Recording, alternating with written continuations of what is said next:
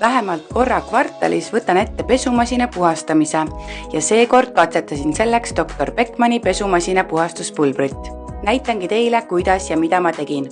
Võtan selle alati suuremalt ette, et hoida masin parimas töökorras. Pesingi kõikvõimalikud kohad puhtaks, näiteks pesuaine sahtli ja selle sisemuse. Tihendid masina seest, ukseluugi lahti käiva osa ja ka klaasosa. Kasutasin selleks lihtsalt nõudepesuvahendit, harjasid ja mikrokiudlappe. Samas tegin lahti ka masina alt kogumiskasti luugi ja puhastasin ka selle osa ära. Kui suurem eeltöö oli tehtud, siis võtsin Dr. Beckmanni puhastuspulbri. Selle kasutamine on aga mega lihtne. Lihtsalt kalla kogu pakendi sisu tromlisse ja pane masin vähemalt 60-kraadise programmiga tööle.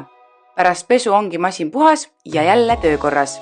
Kes tahab pesumasina puhastamiseks mingit kindlat poes müüdavat vahendit kasutada, siis see Dr. Beckmanni pulber on väga hea viis. Kes soovib, proovib ise järele.